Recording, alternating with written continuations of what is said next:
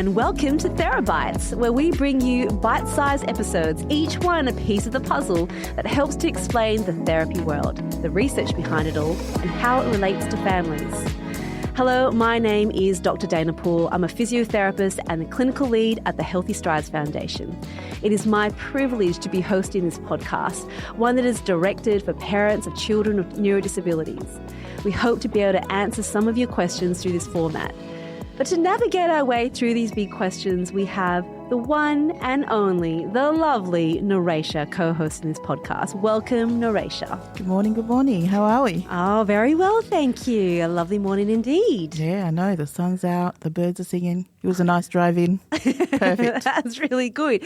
And that's actually the most beautiful segue into my Did You Know That? Oh, my goodness. I know. It happened last week as well because did you know that there is new research that shows that grateful people feel less boredom? Ooh, really? So in a series of 5 studies, this was actually put to the test and they wanted to find out whether gratitude prevented boredom. And boredom is defined as the aversive experience of wanting but being unable to engage in satisfying activities. So the results that were published in Motivation and Emotion as a journal revealed that demonstrating gratitude might just effectively reduce and prevent boredom and enhance the feeling that life is meaningful. Sure is. And he just said that, like we're just grateful for the day and all the good things that come with it. The and chocolate everything they'll have later. Well. Exactly. Yeah. Perfect. And interestingly, the article is titled Preventing Boredom with Gratitude, the Key Role of Meaning in Life. They went big there. Oh, very big, especially when they include life in there. The meaning of life in particular. Nice. But I love that because gratitude is one of those things that you can develop a habit in talking about, because it's really easy to look at all the negative things in life as well. That's right. And it's interesting that when you can talk about what you're grateful for, you can help with that perspective, but also helps you to prevent boredom. I didn't think of it that way. I never entered boredom into an equation like that. But sometimes life just feels too full to be boring. So if your children say, school holidays, this is so boring, get them to start listing out things that they're grateful for, and it might just help to alleviate that. That's a good idea. I'll do that next time. School holidays. Here we go. No such thing as boring. Just be grateful. Correct. I feel like that's something my parents have said. Just be grateful. There was probably some science in that. Anyway, I digress. What question do you have for me today? You've been covering off some great topics lately. I have. Yeah. But on that note, though, I thought I'd sneak this one in. Okay. I mean, most of the topics that we've discussed lately has been more close to home. But I'm waiting for all those other families. If you have any questions, you want to forward it into us to the Healthy Strides email address. Yes. And then we can have a chat about it, and hopefully you get the same answers that I usually get. Yeah, of course. So we can talk about it for sure. That's a really, really good plug there. Cool. All right. So another topic that's very close to me is that I'm getting a lot of attitude from my little boy. Now, I mean, there's positive attitude and negative attitude, right? So there's a fine balance there. I immediately went to negative attitude when you say, a bit of attitude. Sorry, I went negative, but yes, there's positive as well. So on that note, I think he's, in a couple of days, he's going to turn 8. Can't believe it. He's already 8 in a blink of an eye. Anyways, he's been, especially through the school holidays, a mixed bag of emotions I've been experiencing. Okay. Ups and downs. Okay. Obviously, considering maybe he's turning 8 and there's new changes happening, both in emotions and both in growth, in body development. Yes. So I thought, one of the main issues of cerebral palsy is spasticity. And I'm wondering, does that play in maybe his mixed emotions? Yeah, got such a good question, and it's something that we need to be talking about so much more. So let's talk about what spasticity is, and maybe once we go through what that is, we can help to understand what impact it can make. Yeah. So spasticity is what we talk about as being high tone, where So nothing to do with elastic and rubber band is what I'm thinking in my head. But part of obviously the body, right? Yeah. And I think that's such a good point, because spasticity is this term that we would have heard of a lot growing up. And when someone has spasticity, we call that muscle spastic. And that word spastic has so many different connotations when we're growing up too. And I think it probably still does happen. Certainly whenever I hear someone say that in a way that it shouldn't be used, I'm the first to get in there to say, actually, do you know what that means? Let me explain that to you. Yeah, I remember that. Because it's a term that can seem so negative because of how it was used historically. And what spasticity is, it describes something that happens to our muscles when we have what we call an upper motor neuron injury. So it can happen anywhere in the spinal cord. Yep. So if you have a spinal cord injury, that's also considered upper motor neuron. All right. And then if you have a brain injury and it affects the motor cortex, where motor movement comes from. Okay. That whole tract that travels from the brain to the muscle is called the cortical spinal tract. Cortical, brain, spinal, down the spine, tract. So that information that travels down from the brain all the way to our muscles, that gets affected and it becomes almost like hypersensitive. Okay. So it means instead of the muscle turning off and relaxing when it's meant to be off, it stays on. Right. And so it's hypertonic. Okay. So that muscle is just on more. But that muscle turns on more when you're moving, because the definition of spasticity is a velocity-dependent increase in tone. Okay. So velocity-dependent means anything that involves speed. So if you imagine even reaching out for a cup, you've got to extend your arm up. There's a speed involved in extending your arm. Okay. So when you do that, you are stretching your biceps muscle because you're straightening your arm. But when you're stretching it and that muscle has spasticity, it goes, oh, no. It shouldn't do that. And it contracts. Right. So you have this velocity-dependent increase in tone. So as you're trying to extend, this muscle almost works against you and kind of goes, oh, you're stretching me. No, I don't want to move. Right. And then it also affects your legs as well. So walking is a great example. That's all velocity-dependent. You know, when you're walking, you're moving your limbs. Okay. And as you're trying to extend your knee out, you're stretching your hamstrings. Yep. And as soon as you try to stretch the hamstrings, your muscles go, oh, no, I'm not going to go. Right. And then that's why you can't fully extend your knee and can't take that step out. Okay. It's why knees tend to be quite bent in people who have spasticity, and it's why they're also on their toes, because every time they try to, lift the toes up to take a step, that lifting up means there's a velocity-dependent stretch on the calf muscles, and the calf muscles go, no, and it stays on its toes. Right. So anything to do with movement when you have spasticity, it comes in and it almost goes against them. So I feel like that's important to understand, because when you think about that, you can see how that can affect how someone feels about their body. The fact that the muscles are on far more than they ever are for anyone else. That's why the energy expenditure for a lot of children with cerebral palsy or adults with cerebral palsy so much higher, because all these muscles are constantly on. Therefore, you get more tired. Right. Then also you get more frustrated, because every time you want to do something, your muscles go, no. And it's very frustrating. Wow.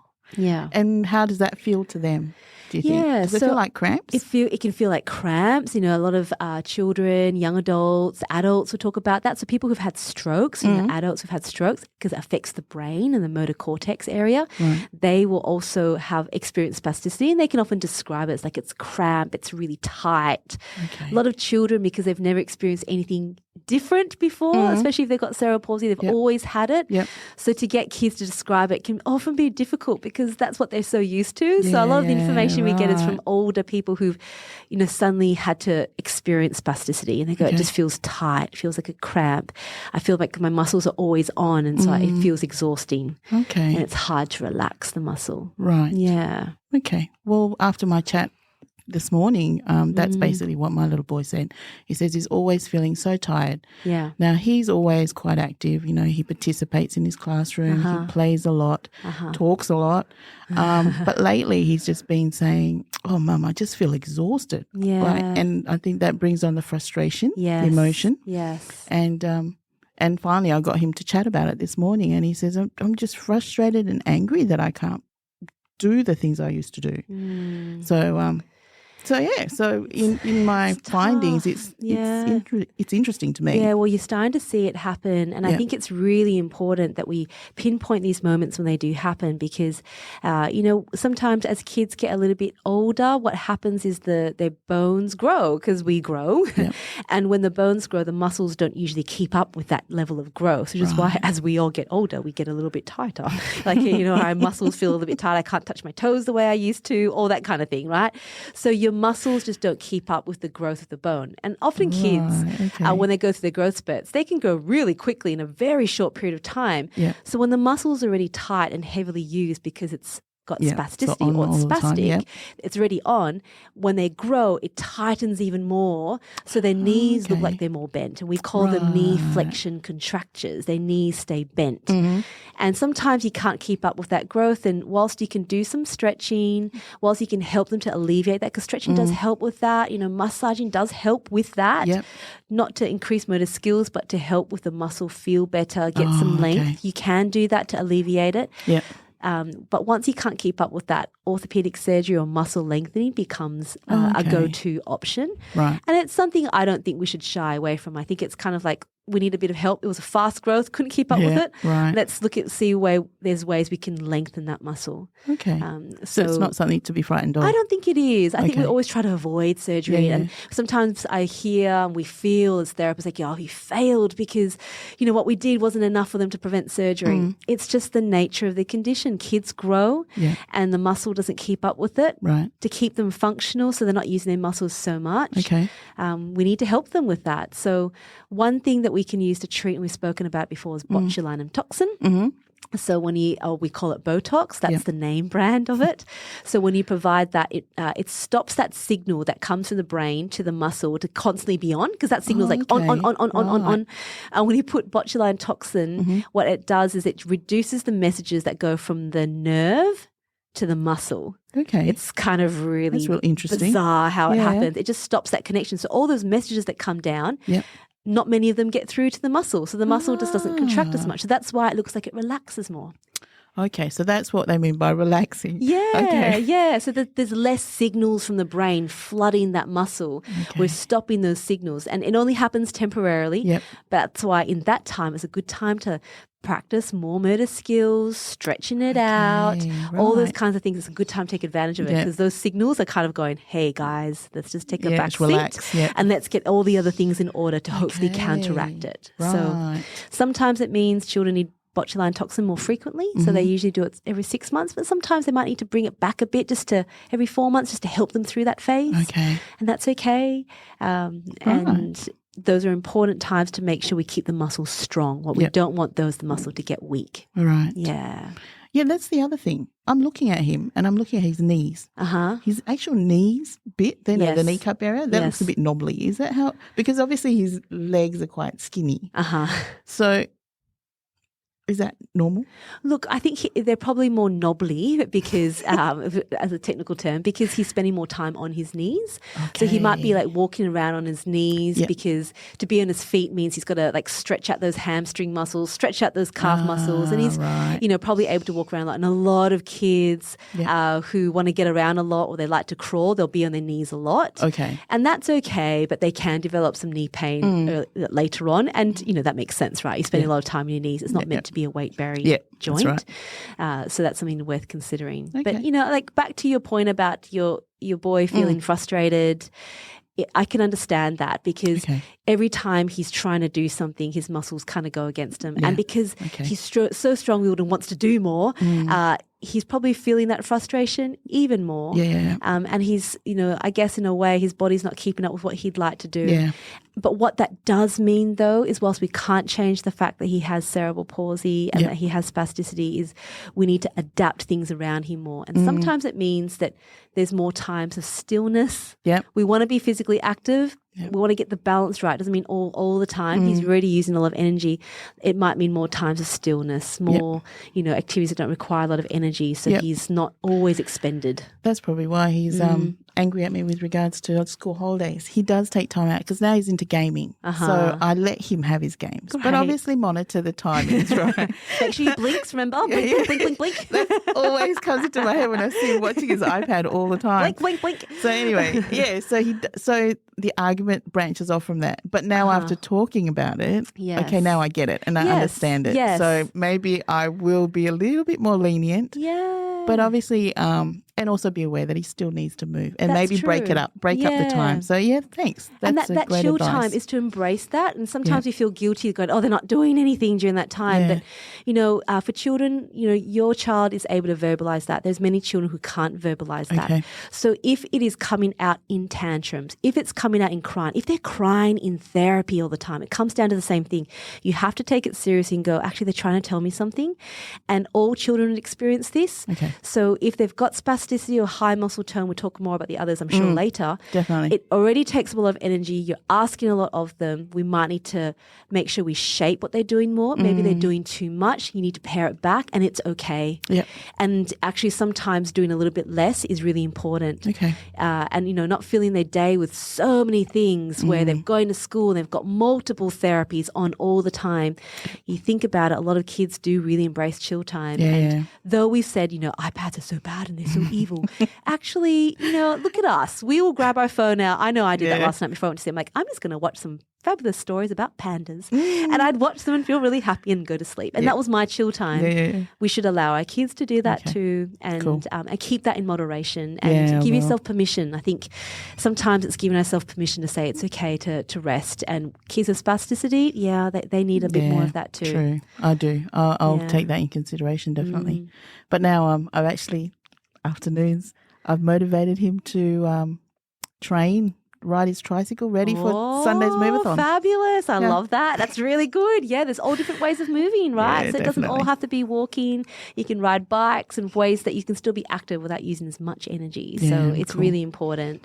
All right. Good question. Cool. That was a really good question. I think one that's really relevant for a lot of people. Yeah. You've highlighted a few things that I need to consider or reconsider. So thank you very much. You're very, very welcome. All right. Thanks again to everyone who listened. I hope that was helpful, and we'll talk to you all again really soon. Bye. Bye.